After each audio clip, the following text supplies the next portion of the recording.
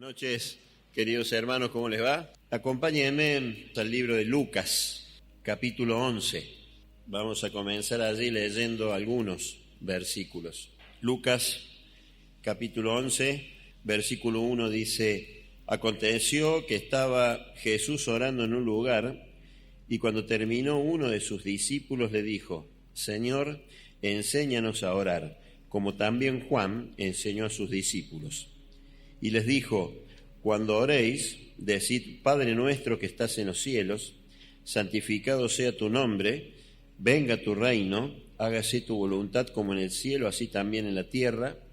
El pan nuestro de cada día, dánoslo hoy. Hasta acá, por ahora, la escritura, la lectura de la palabra. Algunas veces ya hemos comentado desde aquí, desde el púlpito, que sobre la unión hipostática, ¿verdad? La unión hipostática es el término que se utiliza para describir que Dios, el Hijo, el Señor Jesucristo, tomó una naturaleza humana permaneciendo siendo Dios. Como dice allí Colosenses 2:9, ¿no? Que en Él habita corporalmente la totalidad de la plenitud. Jesús siempre ha sido, es y será siempre Dios por toda la eternidad, ¿no? Pero en la encarnación el Señor Jesucristo tomó la forma humana, tomó forma de hombre. Y esta es la unión hipostática, ¿no? Que Jesucristo, una persona, era totalmente Dios y totalmente hombre, ¿no? Esto es. Y como hombre es que el Señor nos ha dejado escritas en las Escrituras enseñanzas y ejemplos para que nosotros aprendamos y para que nosotros le sigamos, ¿sí? Sigamos esos ejemplos y aprendamos estas enseñanzas. Y el Señor Jesucristo obtuvo la victoria, obtuvo y venció en la cruz en favor nuestro, de la humanidad, como hombre. Y vivió aquí en la tierra como hombre y caminó entre medio de otros hombres como hombre. Y él vivió una vida de un hombre de oración. Él vivió como un hombre aquí, pero un hombre de oración. Y de esta faceta del Señor Jesucristo quiero que aprendamos algo, todos juntos en esta noche. Que tomemos el ejemplo del Señor Jesucristo como un hombre de oración. ¿Y de qué oración era este hombre, el Señor Jesucristo? Hoy, lamentablemente, es una constante cuando uno pregunta a veces, puede ser algún hermano de la congregación o de otras congregaciones que uno visita eventualmente, ¿cómo está tu vida de oración? Y lamentablemente es una constante que los hermanos reconozcan que no oran como deberían orar, que no oramos como deberíamos orar. Y esto se dice con una carga, como con un peso, con una carga en el corazón de esos hermanos que dicen: no oro como debería orar, con corazones apenados. Y esto lleva a preguntarse: ¿qué es lo que debo hacer yo para poder crecer en este aspecto de mi vida cristiana, en el aspecto de la oración? Y la respuesta es: hermano, lee las Escrituras y orá. Orá y lee las Escrituras. Y por ahí algunos hermanos dicen: no, tiene que haber algo más para que yo pueda crecer en esto. Y no hay nada más. Leer las Escrituras y orar.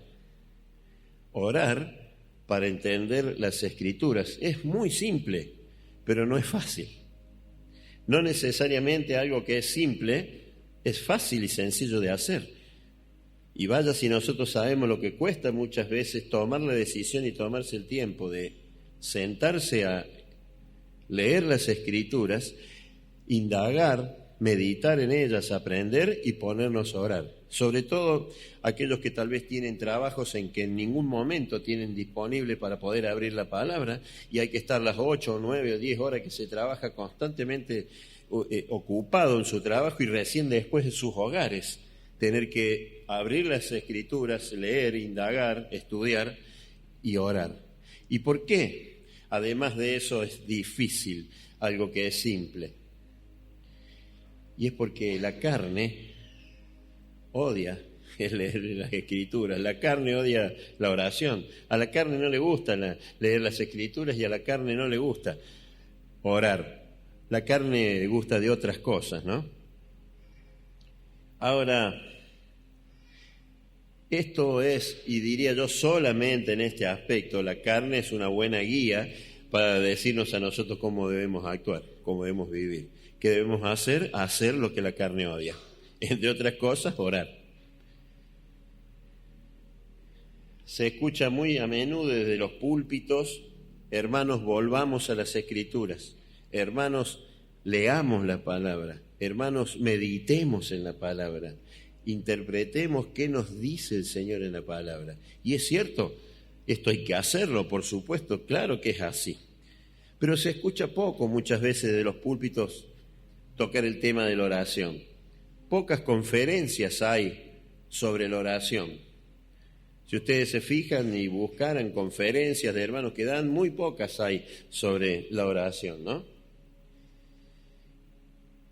Y queridos hermanos, las vidas de los grandes hombres y mujeres del Evangelio, aquellos que han impactado en otros tiempos en el reino de Dios y que impactan hoy en la actualidad en el reino de Dios, no se pueden explicar carnalmente, no se pueden explicar naturalmente, porque son el resultado de algo sobrenatural, porque todas estas personas, y no es una coincidencia, han sido hombres y mujeres de oración constante y de oración poderosa.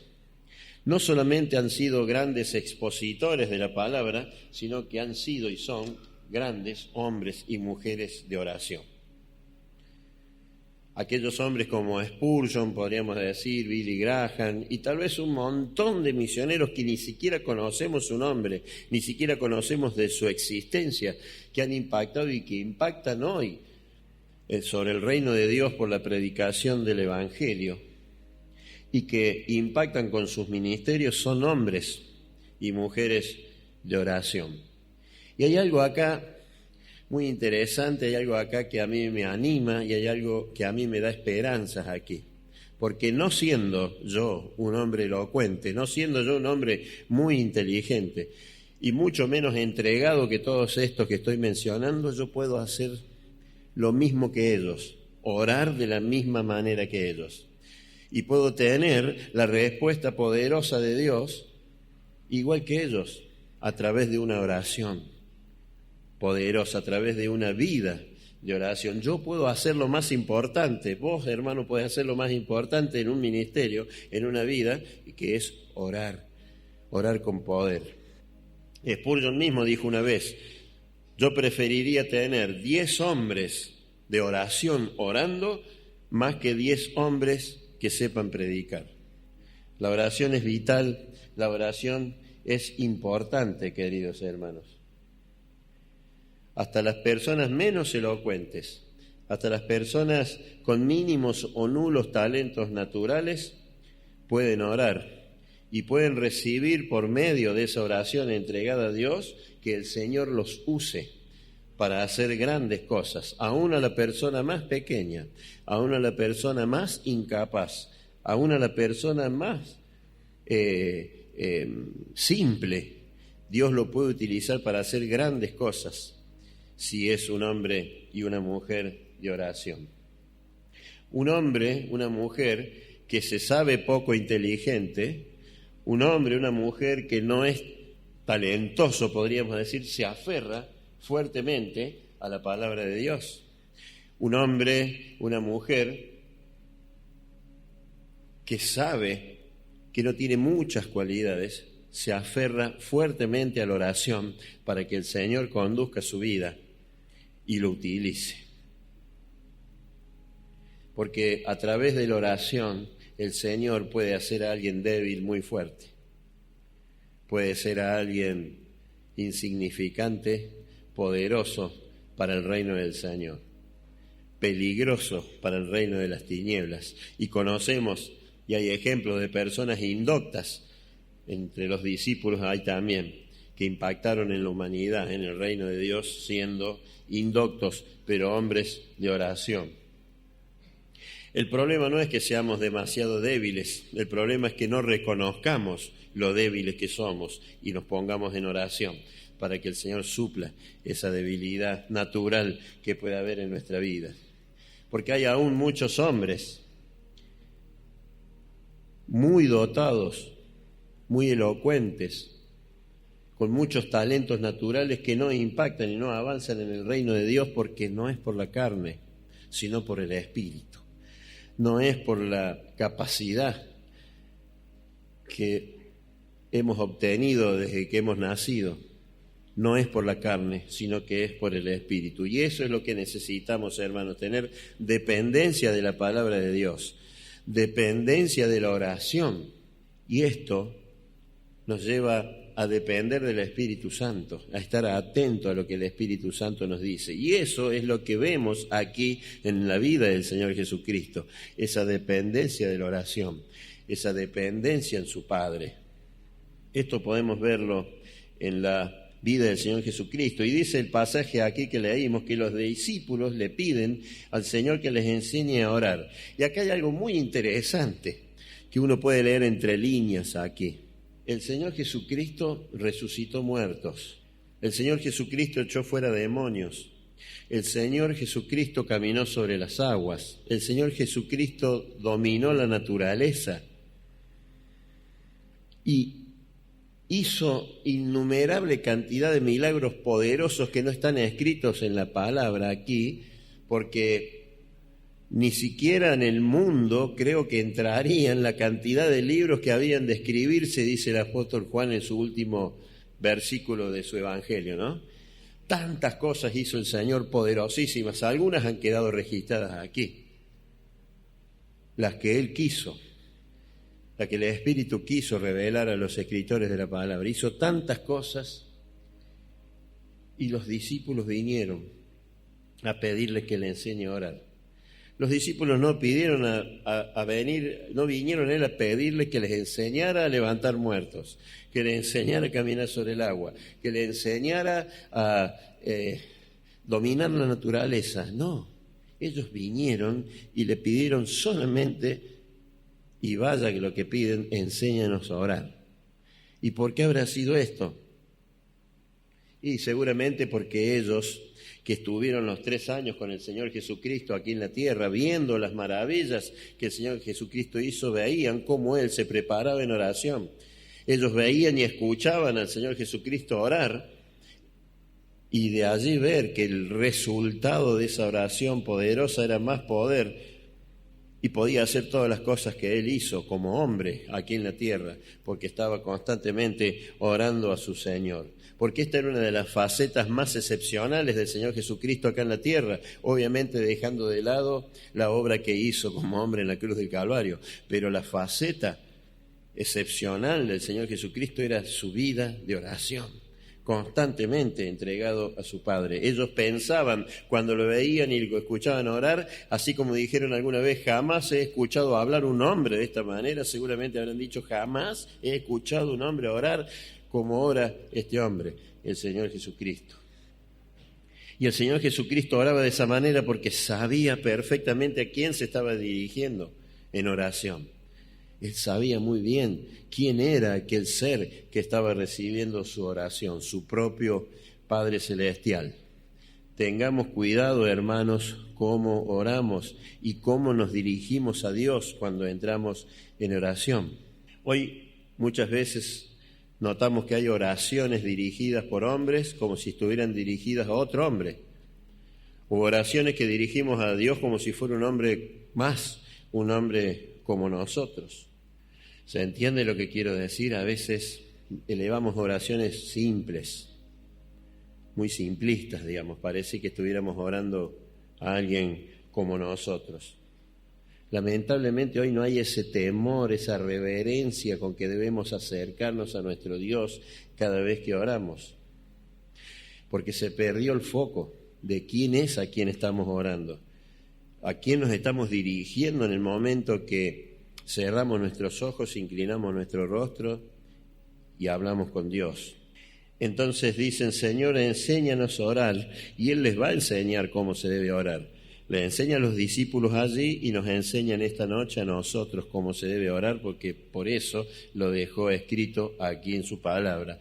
Y quienes tenemos Biblias en donde está marcado en rojo las palabras del Señor, ven que son palabras del Señor esta enseñanza. Nos va a enseñar a nosotros también. Pero no vamos a aprender a orar bíblicamente si no aprendemos, si no conocemos realmente la magnitud del Dios a quien estamos orando.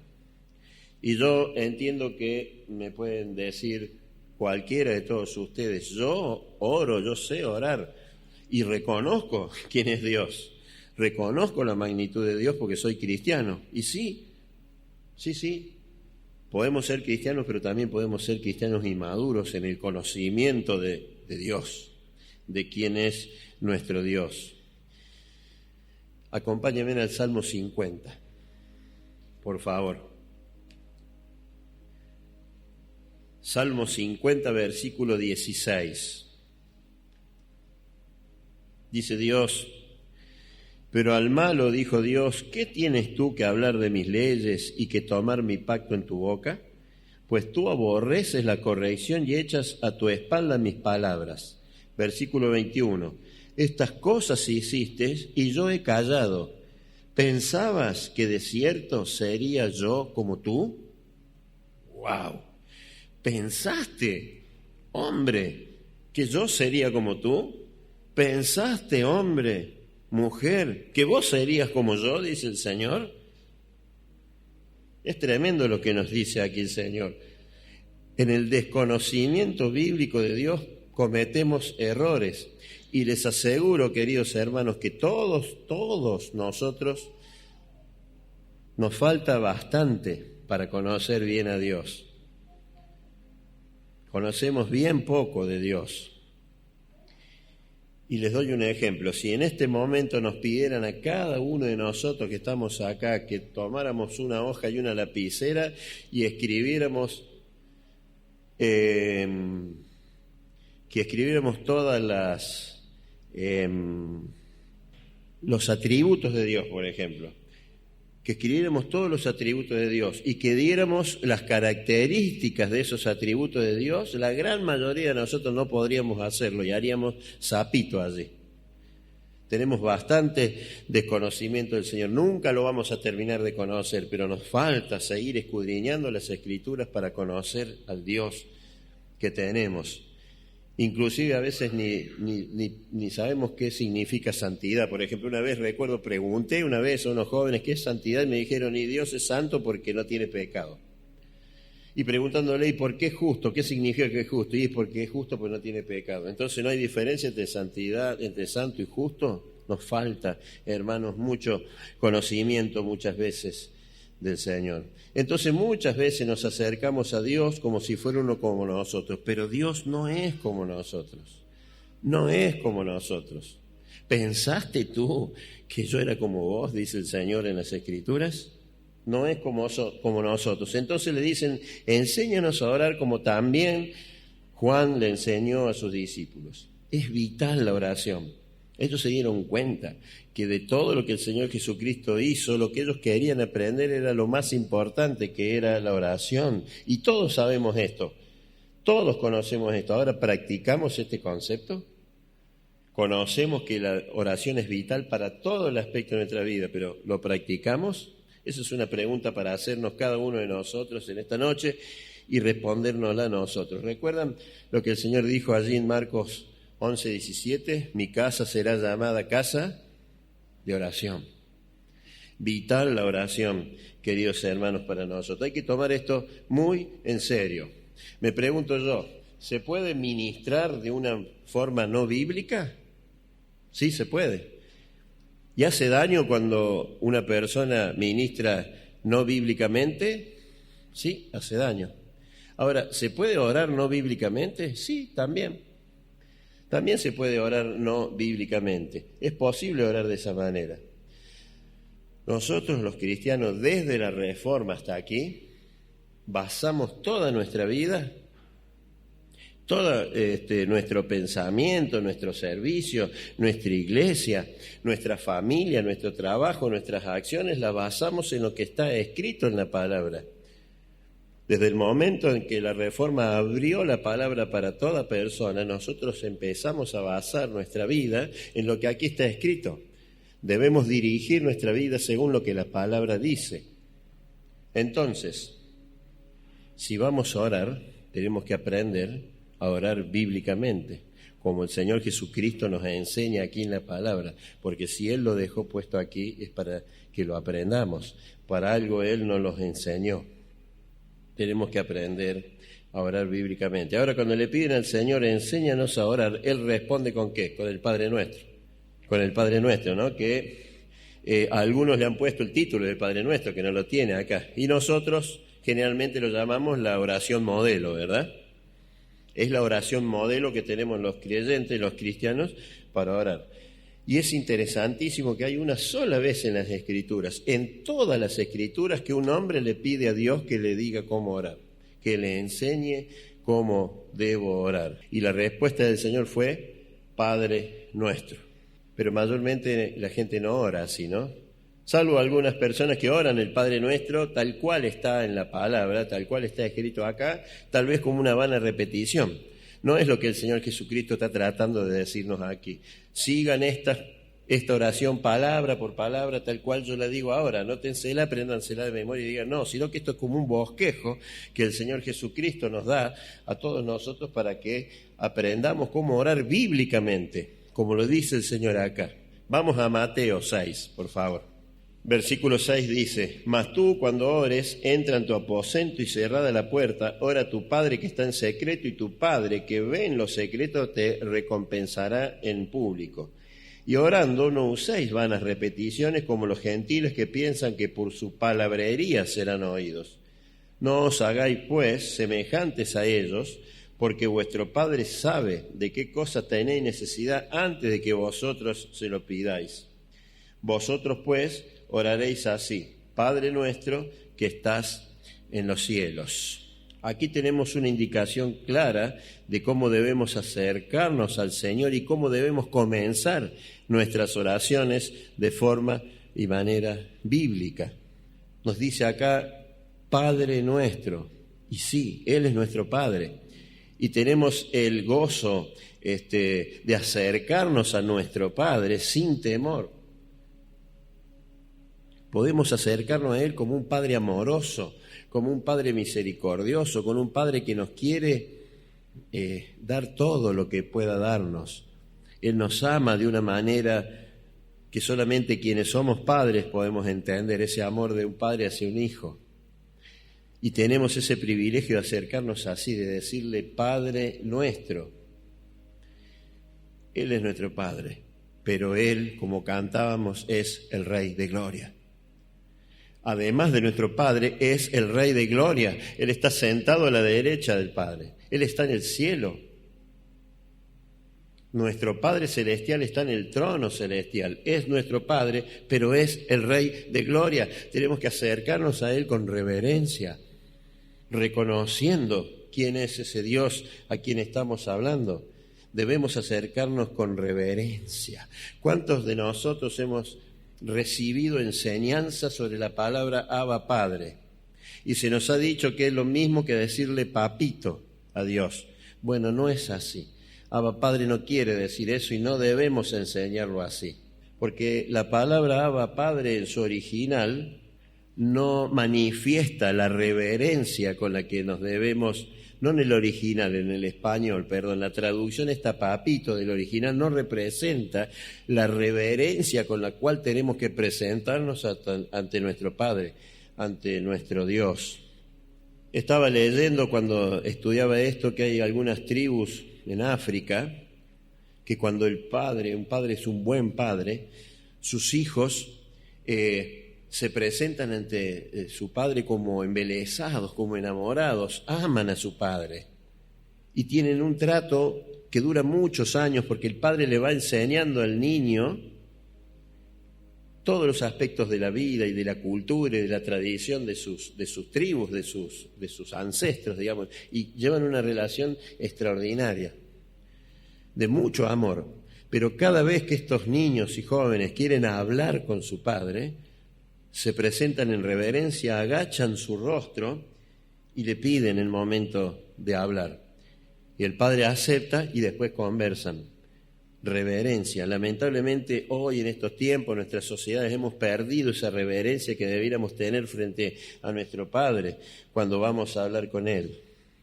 Ahora, Abba Padre, Abba significa una expresión de cariño hacia el Padre, hacia Dios, pero no un cariño a la ligera, no un cariño falto de reverencia. No podemos enfatizar demasiado la reverencia, que ya perdemos el respeto hacia nuestro Padre, cuando ya nos dirigimos como si fuera uno más como nosotros, como decíamos al principio. Y no podemos dejar de lado la reverencia. Las dos cosas van juntas, el cariño a nuestro Dios, pero la reverencia hacia nuestro Dios al presentarnos a Él. Van las dos cosas juntos. No le podemos decir papito. No le podemos decir papito, porque como decía, no conlleva la reverencia que una relación con ese Dios demanda, con el Dios todopoderoso, con el Dios creador de todas las cosas, con el Dios de nuestras vidas, con el Dios que entregó a su Hijo para que nosotros pudiéramos tener vida eterna. No podemos entrar a su presencia sin reverencia, ¿se entiende lo que quiero decir? A tener cuidado entonces, porque Él sí es nuestro Padre, pero no olvidemos que es el Rey de Gloria, el Señor de señores y el Rey de reyes. Es un privilegio que tenemos los hijos de Dios de acercarnos a Él sin temor, sin condenación, pero a la vez Padre y Señor de señores. Y aunque a veces hablamos de cosas simples con el Señor, ¿no? Porque seguro hablamos de cosas simples, hablamos de la lluvia, hablamos de los bosques, del mar. Cuando agradecemos, cuando vemos un paisaje, le decimos, Señor, qué bonito que hiciste todo. Señor, para la lluvia porque nos estamos inundando. Señor, manda lluvia porque estamos en sequía. Hablamos de cosas simples por ahí con el Señor, ¿no? Pero no debemos dejar de lado la reverencia cuando lo hacemos aún orando y hablando del Señor por cosas simples. Qué privilegio que es hablar con Dios. Eso debiéramos recordarlo siempre. Yo debiera estar condenado en el infierno eterno, un gusano, y sin embargo Él me rescató y me llama su hijo porque soy su hijo, porque Él me dice que soy su hijo. Entonces tengo derecho a entrar ante la presencia del Señor a través de Jesucristo, como decía ese hoy, para hablar con Él. Pero es un privilegio que un hombre o una mujer que estudia las Escrituras, desde el Génesis hasta el Apocalipsis, que un hombre o una mujer que satura su vida con las Escrituras, con la palabra de Dios, tiene esta actitud correcta de presentarse ante el Señor. Y eso lo vamos aprendiendo a medida que leemos las Escrituras, a medida que oramos y vamos conociendo a nuestro Dios, vamos conociendo quién es y qué clase de Dios es. Todo depende de nuestra relación con las Escrituras, en definitiva, porque aquí es donde lo conocemos al Señor. Leyendo las Escrituras vamos a conocer a nuestro Dios como corresponde. Sigue el pasaje y dice, santificado sea tu nombre, venga tu reino, hágase tu voluntad como en el cielo, así también en la tierra.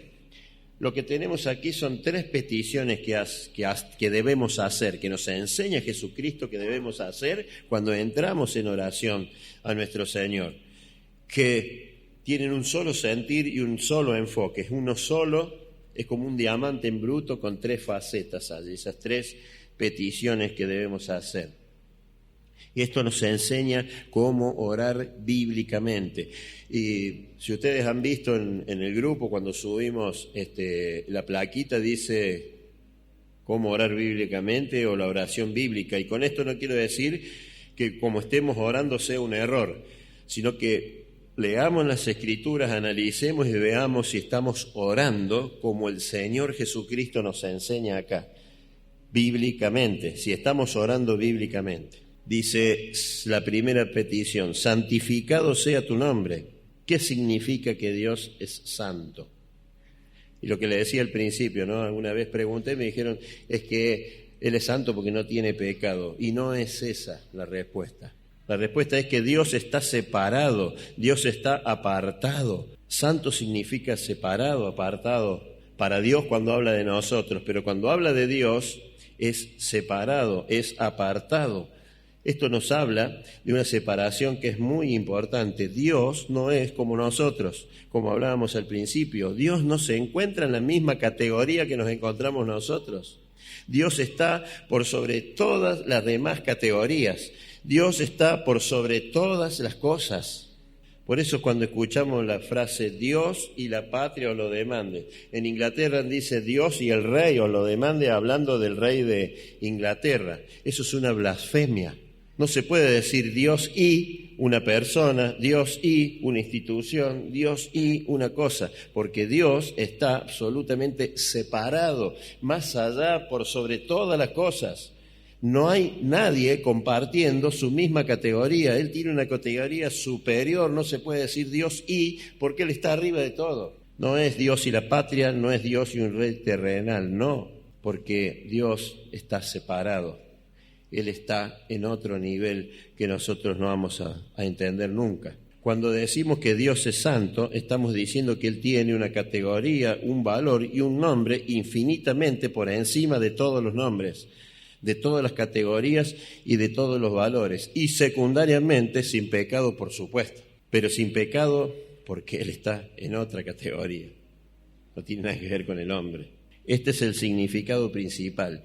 Dios está separado por encima de todo, no es común, no es como otro hombre. No debe haber en nuestro corazón lealtades y amores compitiendo con Dios. La lealtad y el amor que creamos, ¿no? Nosotros amamos a nuestros hijos de una manera extraordinaria, amamos a nuestros padres, pero no puede competir ese amor y esa lealtad con Dios. Nunca. Es otra cosa. Él está en otro lugar. Él es absolutamente otra cosa. Nuestra lealtad, nuestro amor debe pertenecer a Dios y solamente a Dios. Él es nuestro principal amor. Él es el que tiene el primer lugar en todo. Entonces, cuando oramos, santificado sea tu nombre, como nos enseñó el Señor Jesucristo, en la Biblia, cuando dicen tu nombre, se refiere a Dios mismo con todos sus atributos y con todas sus excelencias. Entonces, cuando decimos santificado sea tu nombre, decimos que en el corazón de cada hombre Dios se encuentre en la categoría separada y encima de todo lo demás. Hoy en día, la mayoría de las personas, aun aquellas que dicen que creen que Dios existe, viven como ateos. No tienen ni remotamente el primer lugar Dios en sus corazones, en sus mentes, en sus tareas, en su trabajo, en su vida diaria. Entonces, la petición principal que siempre debemos traer en oración antes que cualquier otra de las peticiones es santificado sea tu nombre. Eso es lo que nos está enseñando el Señor Jesucristo aquí, pero habitualmente no oramos así, ¿verdad? Muchos de ustedes dirán, yo nunca oré así. Yo no quiero decir que estemos orando mal, que se esté orando mal, ni que la oración no pase del techo y no llegue al Señor. Pero es lo que el Señor Jesucristo nos enseña en su palabra, cómo debe ser una oración bíblica. Y esto siempre me trae a la memoria y es un ejemplo que yo siempre lo saco a relucir y algunos hermanos ya lo habrán escuchado de mi boca, cuando Usa contiene el arca para que no se caiga porque los bueyes hacen que tambalee el carro donde venía el arca y Usa va con otros más y lo toca y Dios lo fulmina. Y yo siempre he dicho, sobre todo en los primeros tiempos, cuando no conocía tanto a Dios, Señor, se te fue la mano. Este hombre lo único que quiso hacer fue contener el arca para que no se rompa. Y el Señor dijo, no se puede tocar.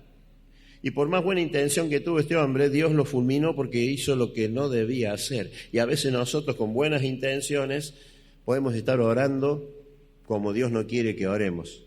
Eso es de cada uno de nosotros, ¿no? Escudriñemos las Escrituras y veamos.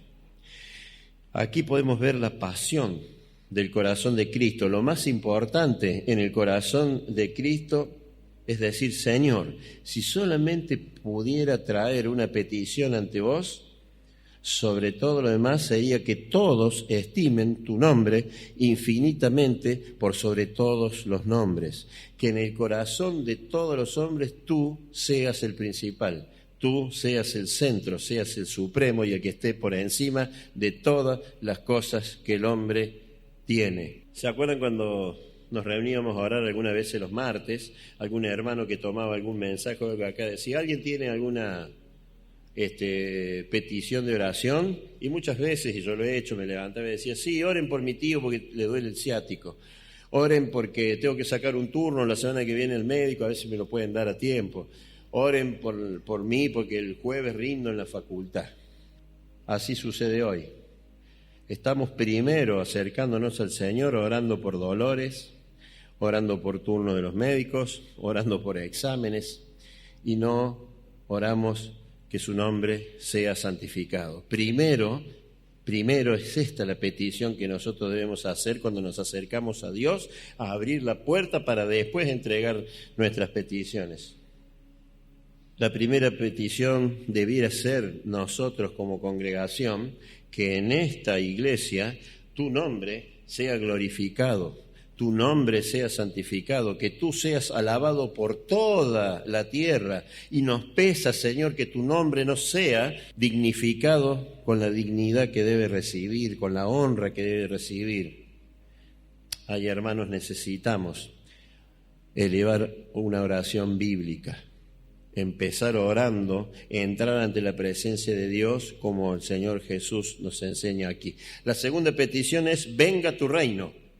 Quiere decir que debemos pedir que el reino de Dios se extienda por toda la iglesia, se extienda por el barrio, se extienda por la provincia, se extienda por el país, que se extienda por el mundo, que se extienda por los negocios, que se extienda por el gobierno, por la economía, que se extienda por todo lado el reino de Dios, porque todo es de Dios.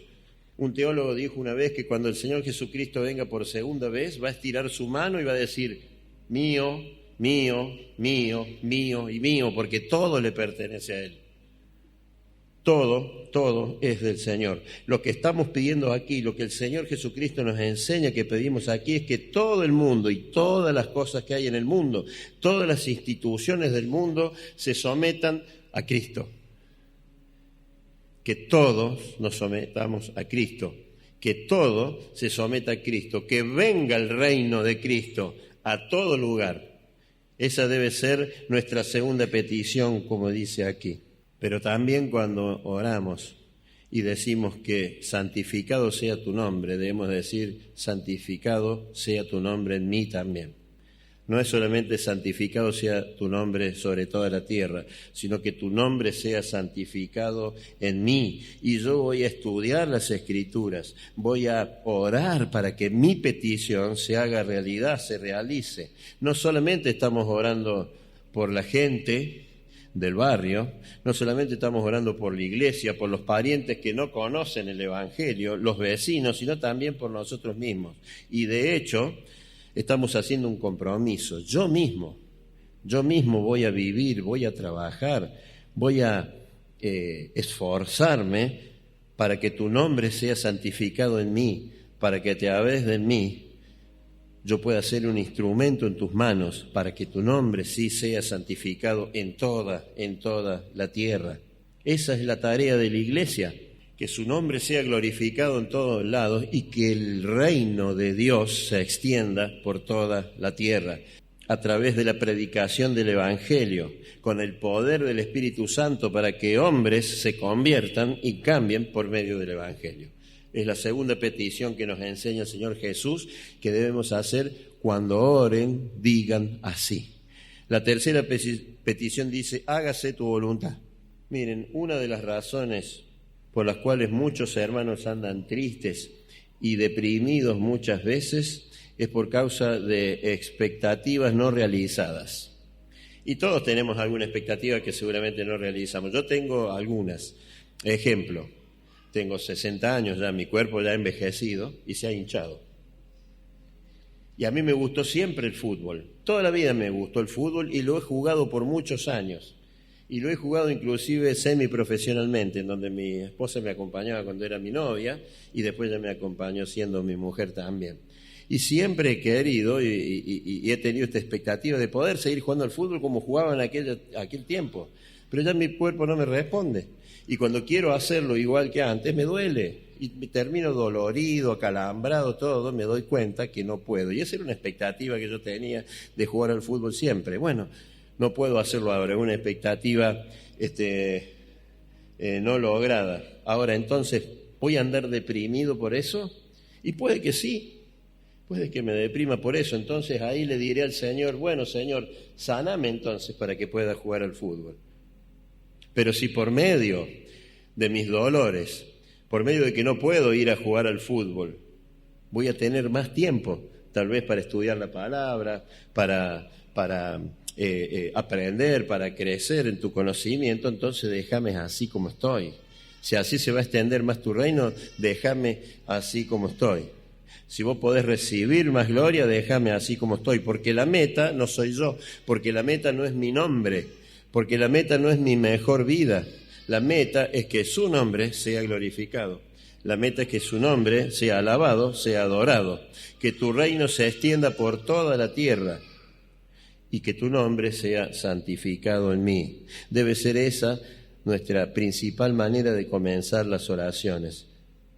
Señor, si tu nombre puede ser santificado y tu reino puede ser extendido por medio de que tú bendigas mi trabajo, bendigas mi empresa, bendigas mi negocio y que yo llegue a ser rico, hacelo, Señor.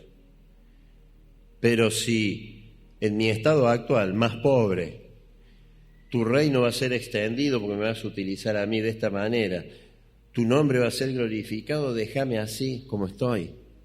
Pero que se haga tu voluntad, hágase tu voluntad siempre sobre mi vida. Entonces, vemos ahora la sabiduría de Dios. Hemos leído hasta el versículo 10. Y ahora viene el versículo 11 que dice, el pan nuestro de cada día dánoslo hoy. ¿Sí? No se puede separar el versículo 9 y 10 del versículo 11, porque los previos nos llevan a esto. Es el momento en que el Señor Jesucristo dice, ahora pidan para ustedes.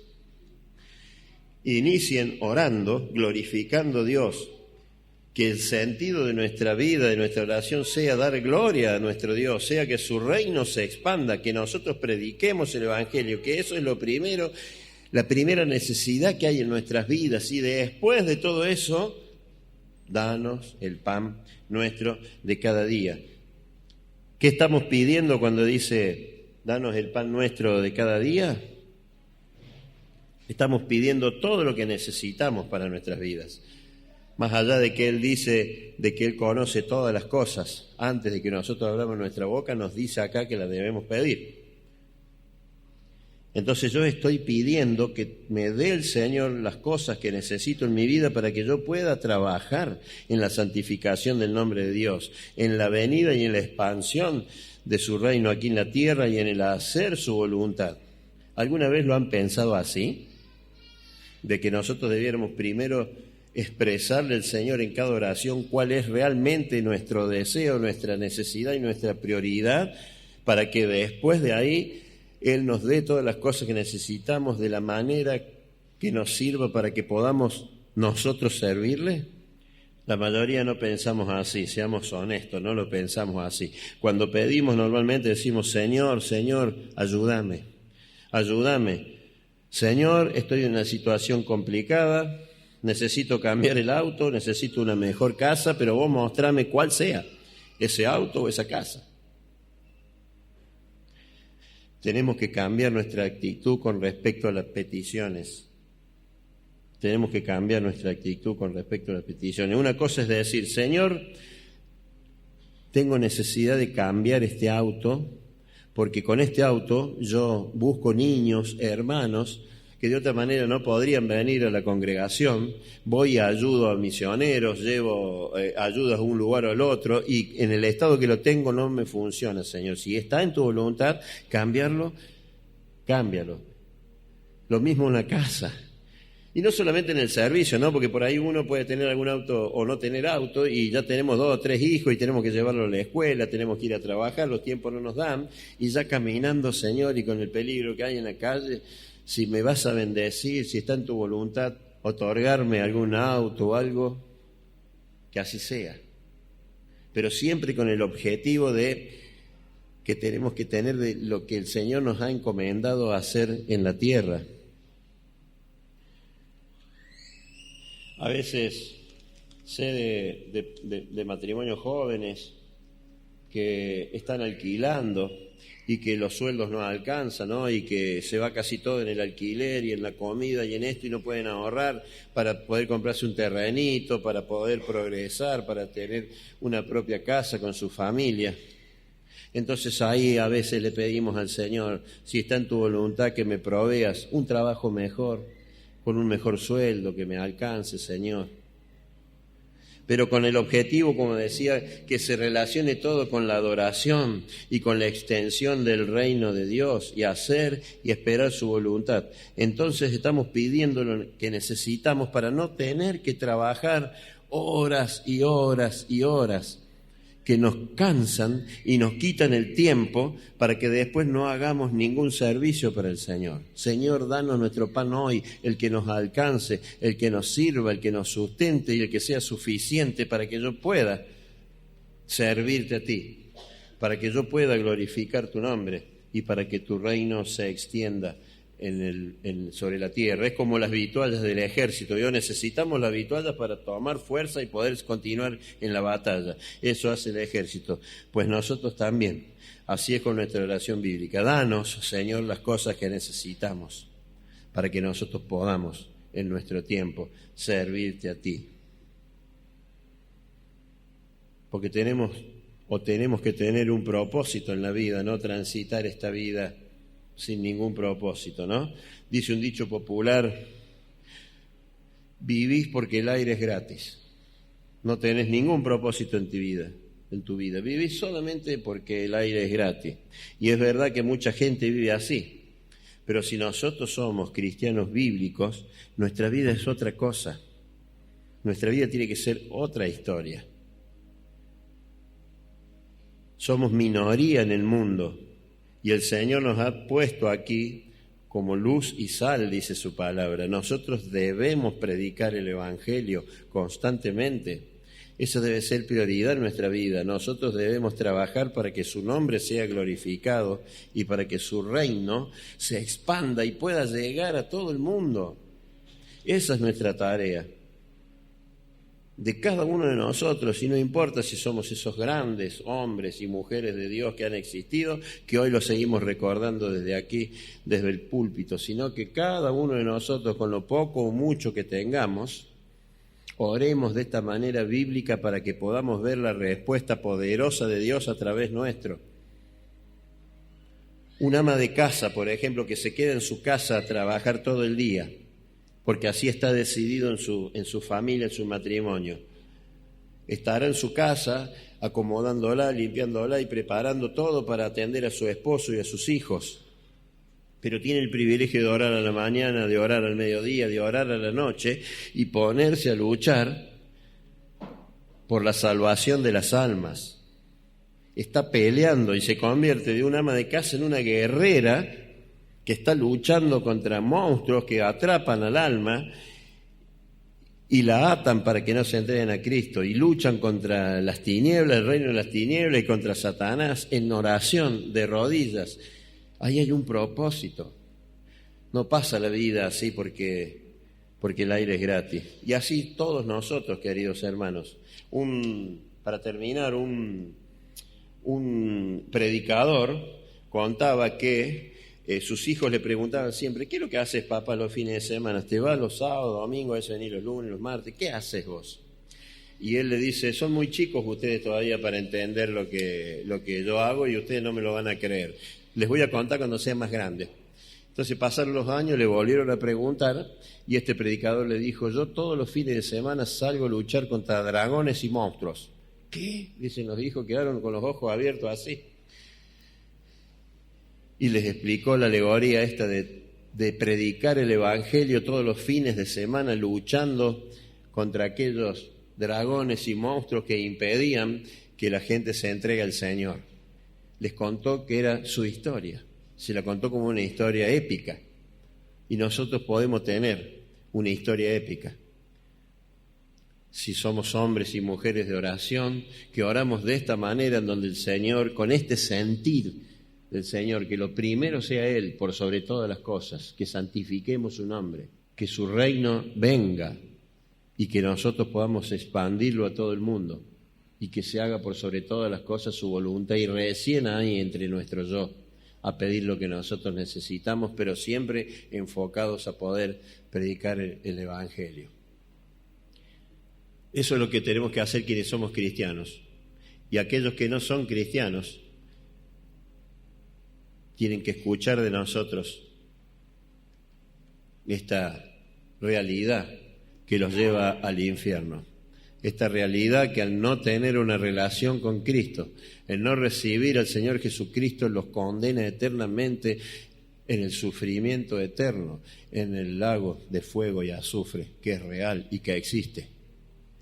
Y que nosotros hemos zafado, como decía Ezequiel hoy, simplemente por la gracia de Dios y por la obra del Señor Jesucristo. Y esa es la que nosotros debemos expandir. Y si hay alguno aquí que todavía no ha recibido al Señor Jesucristo, que todavía no ha entendido que es blanco o negro, que es vida o muerte, que es cielo o infierno, te digo que no existe otro camino, no hay un término medio. Y nosotros como iglesia te decimos, porque nos lo ordena el Señor Jesucristo, que es una realidad y que debes tomar decisión. ¿Te vas al infierno o te vas al cielo? ¿Tenés vida o seguís muerto en vida? Es tu decisión. El Señor nos dijo simplemente a nosotros que prediquemos el Evangelio, que hagamos discípulos. No convertimos a nadie, solamente el Espíritu Santo hace la obra y Él tiene que hablarte a tu interior cuando se te presente el Evangelio como en esta noche y que puedas tomar la mejor decisión de todas. Nosotros como iglesia, como hijos de Dios y parte del cuerpo, nos sentimos con gozo y sin peso al comunicarte esto. Y la obra la va a hacer el Espíritu Santo. Cumplimos con decirte que hay dos caminos y que hay uno que no te conviene, que te lleva a la muerte, y hay uno que te da vida eterna y vida en abundancia. Oramos para terminar. Señor y Padre que estás en los cielos, te reconocemos como el único Dios, como el Señor de todas las cosas, el creador de todo, Señor. Aquel Dios que con su palabra creó todas las cosas de la nada, cuando nada había, Señor. Tú creaste todo. Eres ese Dios poderoso que tiene en su mano el control del universo, que tiene en su mano el control de nuestras vidas. Eres ese Dios maravilloso, creador, poderoso, 3 veces santo, que por amor entregó al Señor Jesucristo para que muriera en la cruz en favor de la humanidad pervertida, Señor. Damos gracias, Señor, por este plan maravilloso que tú has pergeñado desde la eternidad. Gracias por el Señor Jesucristo. Gracias porque a través de Él nosotros hemos recibido la vida eterna. Y gracias que a través de tu poderoso nombre y del nombre del Señor Jesucristo podemos también servirte. Podemos predicar tu evangelio, podemos anunciar al mundo el evangelio de salvación, Señor. Gracias por hacernos tus hijos y gracias por darnos esta tarea tan importante, Señor, que queremos llevar adelante para que tu reino se expanda, para que cada vez más hombres y mujeres puedan entregarse a ti y salvar sus almas, Señor. Gracias, Padre, por poder utilizarnos de esta manera, siendo tan pequeños, Señor. Gracias porque has puesto sobre nosotros cosas grandes para realizar. Por eso, Señor, queremos orar de esta manera, dándote a ti la gloria, santificando tu nombre, Señor, trabajando para la expansión de tu reino, Señor, obedeciendo tu santa y soberana voluntad. Que todo el honor, la gloria y la honra sea solamente para ti y el Señor Jesucristo. En su nombre oramos. Amén y amén.